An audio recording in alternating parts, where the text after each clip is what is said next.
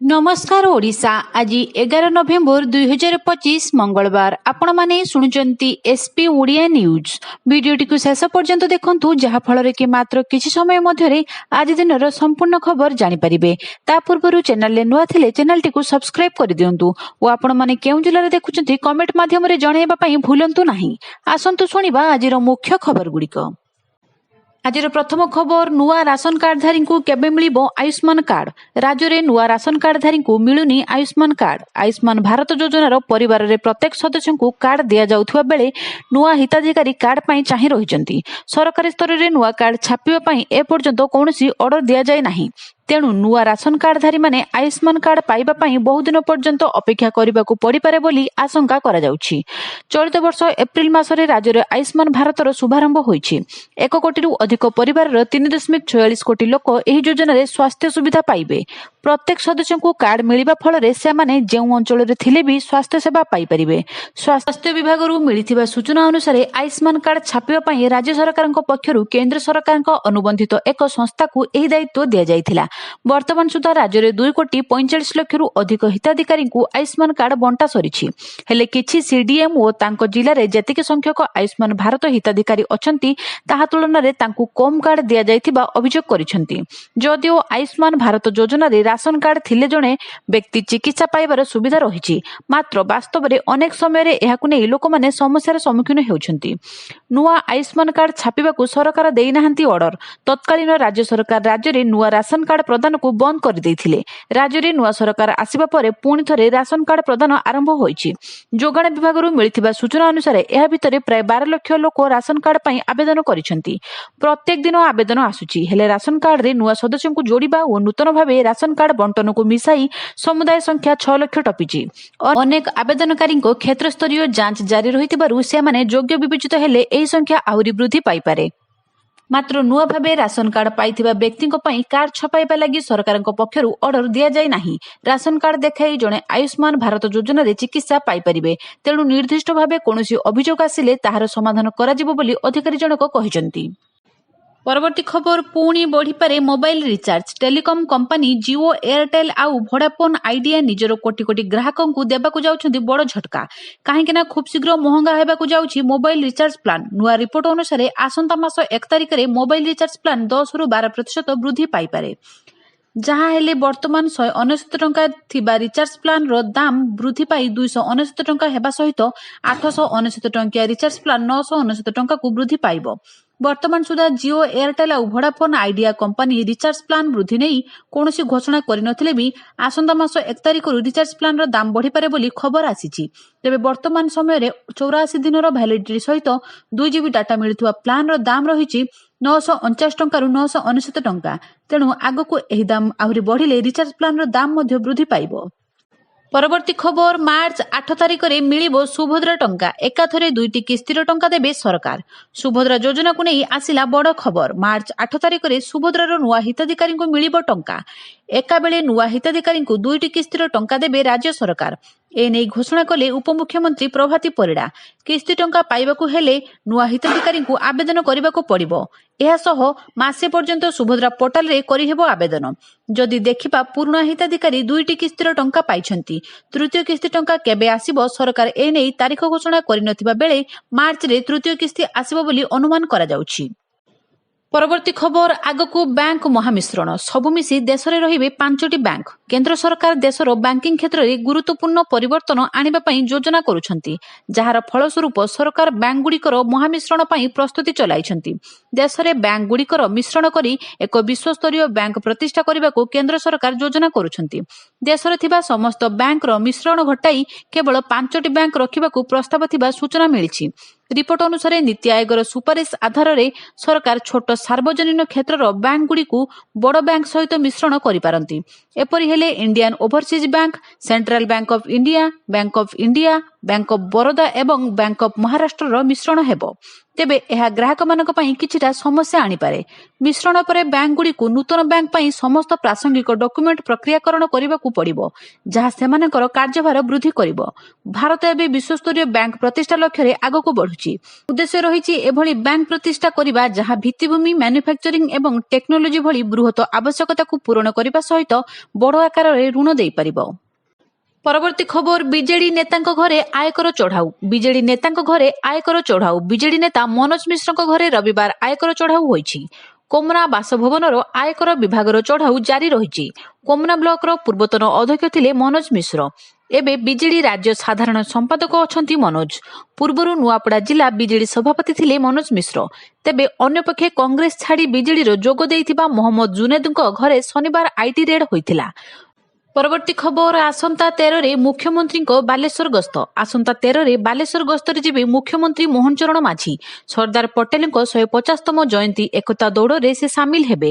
ଏହି ଅବସରରେ ନୀଳଗିରିଠାରୁ ମିତ୍ରପୁର ପର୍ଯ୍ୟନ୍ତ ଏକତା ପାଇଁ ବିରାଟ ଗଣଦୌଡ଼ ଅନୁଷ୍ଠିତ ହେବ। ପରବର୍ତ୍ତୀ ଖବର, ବଢୁଛି ଶୀତ। 15 ଡିଗ୍ରୀ ତଳେ 8ଟି ସହର। ରାଜ୍ୟକୁ ବିଳମ୍ବରେ ଶୀତ ଆସିଥିଲେ ମଧ୍ୟ ଧୀରେ ଧୀରେ ବଢ଼ିବାରେ ଲାଗିଛି। ଗତ 24 ଘଣ୍ଟାରେ ରାଜ୍ୟରେ 8ଟି ସହରର ତାପମାତ୍ରା 15 ଡିଗ୍ରୀ ତଳେ ରହିଥିଲା। ଦାରିଙ୍ଗବାଡିରେ ସର୍ବନିମ୍ନ ତାପମାତ୍ରା 11 ଡିଗ୍ରୀ ଛୁଇଁଥିବା ବେଳେ Jharsuguda 11.7 degree, Phulbani 12 degree, Rourkela 13.2 degree, Bhadrak 14 degree ଏବଂ କୋରାପୁଟ, କେନ୍ଦୁଝରଗଡ଼ ଓ ଅନୁଗୁଳରେ 14.6 ଡିଗ୍ରୀ ରେକର୍ଡ କରାଯାଇଛି। ସେହିପରି ଆଗାମୀ 24 ଘଣ୍ଟା ପାଇଁ ଭୁବନେଶ୍ୱର ଓ ଏହାର ଆଖପାଖ ଅଞ୍ଚଳରେ ଆକାଶ ମେଘୁଆ ରହିବା ନେଇ ଆଞ୍ଚଳିକ ପାଣିପାଗ ବିଭାଗ କେନ୍ଦ୍ର ପକ୍ଷରୁ ପୂର୍ବାନୁମାନ କରାଯାଇଛି। ଏଥିସହ ରାଜଧାନୀରେ ସର୍ବାଧିକ ତାପମାତ୍ରା 32 ଡିଗ୍ରୀ ଓ ସର୍ବନିମ୍ନ 17 ଡିଗ୍ରୀ ରହିବ ବୋଲି ଆକଳନ କରାଯାଇଛି।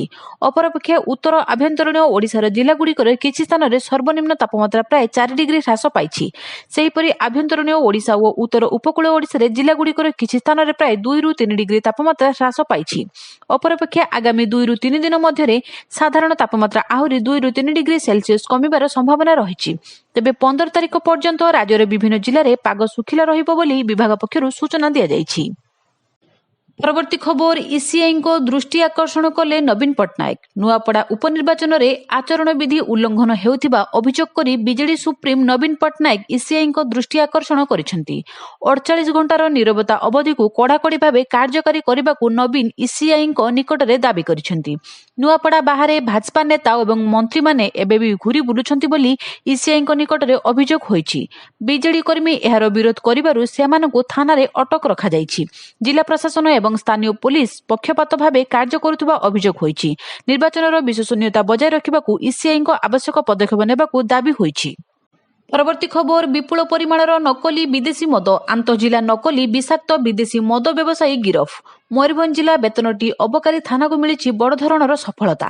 ରବିବାର ସକାଳେ 18 ନମ୍ବର ଜାତୀୟ ରାଜପଥ ବେତନଟି ଉପକଣ୍ଠ ପୁରୁଣା ଫାୟାର ଷ୍ଟେସନ ଛକରେ ଚଢ଼ାଉ କରି ବିପୁଳ ପରିମାଣର ନକଲି ବିଦେଶୀ ମଦ ଜବତ କରାଯାଇଛି। ଏହାଛଡ଼ା ନକଲି ବିଷାକ୍ତ ମଦ ପ୍ରସ୍ତୁତିରେ ବ୍ୟବହୃତ ସ୍ପିରିଟ୍ ଏବଂ ମୋଟର ସାଇକେଲ ଜବତ କରିବା ସହିତ ଏହି ହାତ ତିଆରି ନକଲି ବିଷାକ୍ତ ବିଦେଶୀ ମଦ ପ୍ରସ୍ତୁତିକାରୀ ତଥା ଚାଲାଣକାରୀ ଆନ୍ତଃଜିଲ୍ଲା ନକଲି ବିଷାକ୍ତ ବିଦେଶୀ ମଦ ବ୍ୟବସାୟୀକୁ ଗିରଫ କରିବାରେ ସଫଳ ହୋଇଛି। ପରବର୍ତ୍ତୀ ଖବର, ଉଦ୍ଘାଟନ ପୂର୍ବରୁ ଉଜୁଡ଼ିଲାଣି ଆଦିବାସୀ ସଂଗ୍ରହାଳୟ। 2 କୋଟି ଟଙ୍କାର 5 ବର୍ଷ ତଳେ ହୋଇଥିଲା ନିର୍ମାଣ। ଉଦ୍ଘାଟନ ପୂର୍ବରୁ ଉଜୁଡ଼ି ଗଲାଣି ଘଟଗାଁରେ ନିର୍ମିତ ଆଦିବାସୀ ସଂଗ୍ରହାଳୟ। କେନ୍ଦୁଝର ଜିଲ୍ଲାର ଆଦିବାସୀ ପରମ୍ପରା ଓ ଐତିହ୍ୟକୁ ପର୍ଯ୍ୟଟକ ତଥା ଗବେଷକଙ୍କ ସାମ୍ନାରେ ଉପସ୍ଥାପନ ପାଇଁ ଏହାର ପରିକଳ୍ପନା କରାଯାଇଥିଲା।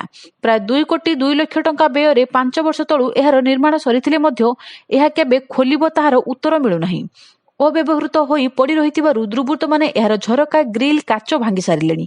ଏସବୁ ଚୋରି ହୋଇଯିବାର ମଧ୍ୟ ଆଶଙ୍କା ରହିଛି।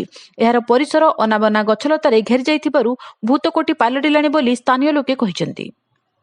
ପରବର୍ତ୍ତୀ ଖବର, ୟୁପିରେ ସବୁ ସ୍କୁଲରେ ବନ୍ଦେ ମାତରମ୍ ପାଠ କରିବେ ଛାତ୍ରଛାତ୍ରୀ। ମୁଖ୍ୟମନ୍ତ୍ରୀ ଯୋଗୀ ଆଦିତ୍ୟନାଥଙ୍କ ବଡ଼ ଘୋଷଣା। ଉତ୍ତରପ୍ରଦେଶର ସମସ୍ତ ଶିକ୍ଷାନୁଷ୍ଠାନ ପାଇଁ ବାଧ୍ୟତାମୂଳକ ହେଲା ବନ୍ଦେ ମାତରମ୍ ପାଠ କରିବା। ଗତକାଲି ମୁଖ୍ୟମନ୍ତ୍ରୀ ଯୋଗୀ ଆଦିତ୍ୟନାଥ ଏହି ଘୋଷଣା କରିଛନ୍ତି। ଗୋରଖପୁରରେ ଏକ ଏକତା ଯାତ୍ରା କାର୍ଯ୍ୟକ୍ରମରେ ଉଦ୍ବୋଧନ ଦେଇ ମୁଖ୍ୟମନ୍ତ୍ରୀ ଏହି ଘୋଷଣା କରିଛନ୍ତି।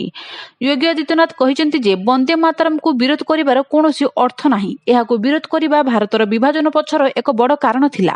ତେଣୁ ଏବେ ଏହାକୁ ବିରୋଧ ନ କରି ଏହି ନିୟମର ପାଳନ କରାଯିବା ଉଚିତ। ସେ ଆହୁରି କହିଛନ୍ତି ଆମକୁ ଆମର ଆଲୋଚନାର ସର୍ଦ୍ଦାର ବଲ୍ଲଭ ଭାଇ ପଟେଲଙ୍କୁ ସାମିଲ କରିବାକୁ ହେବ। ଆମେ ଉତ୍ତରପ୍ରଦେଶର ସମସ୍ତ ଶିକ୍ଷାନୁଷ୍ଠାନରେ ବନ୍ଦେ ମାତରମ୍ ପାଠକୁ ବାଧ୍ୟତାମୂଳକ କରିବୁ, ଯାହାଦ୍ୱାରା ରାଜ୍ୟରେ ପ୍ରତ୍ୟେକ ନାଗରିକଙ୍କ ମନରେ ଭାରତ ମାତା ଏବଂ ମାତୃଭୂମି ପ୍ରତି ସମ୍ମାନ ଓ ଭକ୍ତିର ଭାବନା ବିକଶିତ ହେବ। ପରବର୍ତ୍ତୀ ଖବର, ଘୁମୁସର ବନଖଣ୍ଡରେ 15ରୁ ବାଘ ଗଣନା, ଜଙ୍ଗଲରେ ଲାଗିବ ଟ୍ରାପ୍ କ୍ୟାମେରା। ପ୍ରତି 4 ବର୍ଷକୁ ଥରେ ଦେଶରେ ବାଘ ଗଣନା ହେଉଛି, ତେଣୁ ଚଳିତ ବର୍ଷ ଦେଶରେ ବାଘ ଗଣନା ପ୍ରକ୍ରିୟା ଚାଲିଛି। ଏହିଭଳି ବ୍ରହ୍ମପୁର ଆଞ୍ଚଳିକ ବନ ସଂରକ୍ଷକ କାର୍ଯ୍ୟାଳୟ ପକ୍ଷରୁ ମଧ୍ୟ ବିଭିନ୍ନ ବନଖଣ୍ଡରେ ବାଘ ଗଣନା ପ୍ରକ୍ରିୟା ଆରମ୍ଭ ହୋଇଛି। ବର୍ତ୍ତମାନ କର୍ମଚାରୀମାନଙ୍କୁ ତାଲିମ ପ୍ରଦାନ କରାଯାଉଛି। ଏହାପରେ ଚଳିତ ମାସ 15ରୁ 21 ତାରିଖ ମଧ୍ୟରେ କର୍ମଚାରୀମାନେ ଜଙ୍ଗଲକୁ ଯାଇ ବାଘର ସ୍ଥିତି ଜାଣିବା ପାଇଁ ବିଭିନ୍ନ ପଦକ୍ଷେପ ନେବେ। ଏହି ସମୟରେ କର୍ମଚାରୀମାନେ ଜଙ୍ଗଲରେ ଟ୍ରାପ୍ କ୍ୟାମେରା ଲଗାଇବେ। ଏଥିସହ ଜିନେଟିକ୍ ଅନୁଶୀଳନ ଓ ସାଟେଲାଇଟ୍ ଡାଟା ମ୍ୟାପିଂ ମଧ୍ୟ ହେବ। ବାଘ ଗଣନାର ମୂଳ ଲକ୍ଷ୍ୟ ହେଲା ଭାରତରେ ବାଘମାନଙ୍କ ନିକଟ ଆନୁମାନିକ ସଂଖ୍ୟା ଜାଣିବା, ବାଘମାନଙ୍କ ବାସସ୍ଥଳୀ ଅବସ୍ଥା ଅନୁଶୀଳନ କରିବା। ଏହାପରେ ସରକାର ଦେଶରେ ବାଘ ସଂରକ୍ଷଣ ପାଇଁ ଯୋଗ୍ୟ ନୀତି ଓ ପଦକ୍ଷେପ ଗ୍ରହଣ କରିବେ। ଇତିମଧ୍ୟରେ ଭଞ୍ଜନଗର ଘୁମୁସର ଉତ୍ତର ବନଖଣ୍ଡ ପକ୍ଷରୁ ଲାଲସିଂ ନର୍ସରୀ ଏବଂ ତାରସିଂ ଠାରେ କର୍ମଚାରୀମାନଙ୍କୁ ତାଲିମ ପ୍ରଦାନ କରାଯାଇଛି। ଏଥିରେ ଡିଏଫ୍ ଓ ହିମାଂଶୁ ଶେଖର ମହାନ୍ତି ଯୋଗଦେଇ ବାଘ ଗଣନା କିଭଳି ହେବ ସେ ନେଇ ତାଲିମ ପ୍ରଦାନ କରିଛନ୍ତି। ସେହିଭଳି ଘୁମୁସର ଦକ୍ଷିଣ ବନଖଣ୍ଡ ପକ୍ଷରୁ ବୁଗୁଡା ସମେତ ବିଭିନ୍ନ ସ୍ଥାନରେ କର୍ମଚାରୀମାନଙ୍କୁ ତାଲିମ ପ୍ରଦାନ କରାଯାଇଛି। ବାଘ ଗଣନା ସମୟରେ କର୍ମଚାରୀମାନେ ମାଂସାଶୀ ଏବଂ ବଡ଼ ତୃଣଭୋଜୀ ତଥା ହାତୀ, ଗୟଳ ଇତ୍ୟାଦିର ମଧ୍ୟ ଗଣନା କରିବେ। ଏଥିସହ ଗୁଳ୍ମ ଜାତୀୟ ତୃଣଜାତୀୟ ଉଦ୍ଭିଦ ଚିହ୍ନଟ କରିବେ। ଯେଉଁଠି ଜନ୍ତୁ ରହୁଛନ୍ତି ସେଠି କେଉଁ ଉଦ୍ଭିଦ ବେଶୀ ରହିଛନ୍ତି ତାହାର ମଧ୍ୟ ଅନୁଧ୍ୟାନ କରାଯିବାର କାର୍ଯ୍ୟକ୍ରମ ରହିଛି। ପରବର୍ତ୍ତୀ ଖବର, ମେଡିସିନ ୱାର୍ଡକୁ ସ୍ଥାନାନ୍ତରିତ ହେଲେ ସଙ୍ଗୀତ ନିର୍ଦ୍ଦେଶକ ଅଭିଜିତ ମଜୁମଦାର। ଓଲିଉଡର ଜଣାଶୁଣା ସଙ୍ଗୀତ ନିର୍ଦ୍ଦେଶକ ତଥା ଗାୟକ ଅଭିଜିତ ମଜୁମଦାରଙ୍କୁ ଗତକାଲି ୱାର୍ଡକୁ ସ୍ଥାନାନ୍ତରିତ କରାଯାଇଛି। ଏମ୍ସ ପକ୍ଷରୁ ଦିଆଯାଇଥିବା ତଥ୍ୟ ଅନୁଯାୟୀ ତାଙ୍କୁ ଭେଣ୍ଟିଲେଟର ସପୋର୍ଟରୁ ବାହାର କରାଯାଇଛି। ତାଙ୍କୁ ମେଡିସିନ ୱାର୍ଡକୁ ସ୍ଥାନାନ୍ତରିତ କରାଯାଇଅଛି। ପରବର୍ତ୍ତୀ ଖବର, ଦାରିଙ୍ଗବାଡିରେ ତାପମାତ୍ରା ହ୍ରାସ ପାଇବା ସହ ବୃଦ୍ଧି ପାଉଛି ଥଣ୍ଡା। ଓଡ଼ିଶାର କାଶ୍ମୀର ଦାରିଙ୍ଗବାଡିରେ କିଛି ଦିନ ହେଲା କ୍ରମାଗତ ଭାବେ ତାପମାତ୍ରା ହ୍ରାସ ପାଉଥିବା ଦେଖିବାକୁ ମିଳିଛି। ଏହାଫଳରେ ଦାରିଙ୍ଗବାଡି ବ୍ଲକ ଅଞ୍ଚଳରେ ଥଣ୍ଡା ସହ ଶୀତ ବୃଦ୍ଧି ପାଉଛି। ଦାରିଙ୍ଗବାଡିରେ ଥଣ୍ଡା ଓ ଶୀତ ବୃଦ୍ଧି ପାଉଥିବାରୁ ଏହାର ମଜା ନେବା ପାଇଁ ପର୍ଯ୍ୟଟକଙ୍କ ସଂଖ୍ୟା ବଢୁଛି। ତାହା ସହିତ ବ୍ଲକ ଅଞ୍ଚଳରେ ଶୀତ ଆସିଥିବାରୁ ଲୋକଙ୍କ ପୋଷାକ ପରିଧାନର ପରିବର୍ତ୍ତନ ହୋଇ ଶୀତ ବସ୍ତ୍ର ବ୍ୟବହାର ଆରମ୍ଭ ହେବା ସହ ପ୍ରଭାତ ଭ୍ରମଣ, ଯୁବଗୋଷ୍ଠୀ ବ୍ୟାୟାମ କରିବା ପାଇଁ ପଡ଼ିଆ ଓ ରାସ୍ତାରେ ସଂଖ୍ୟା ବୃଦ୍ଧି ପାଇଛି। ଏହା ସହିତ ଶୀତ ବସ୍ତ୍ର ବିକ୍ରି ଉଠା ଦୋକାନ ଖୋଲିଛି ଓ ଚା ଦୋକାନରେ ସକାଳ ଓ ସନ୍ଧ୍ୟାରେ ଭିଡ଼ ଦେଖିବାକୁ ମିଳୁଛି। ଆଜିର ଖବର ଶେଷ ହୋଇଛି। ଆଗାମୀ ନୂଆ ଖବରର ଅପଡେଟ୍ ଜାଣିବା ପାଇଁ ଚ୍ୟାନେଲଟିକୁ ସବସ୍କ୍ରାଇବ କରନ୍ତୁ। ଧନ୍ୟବାଦ।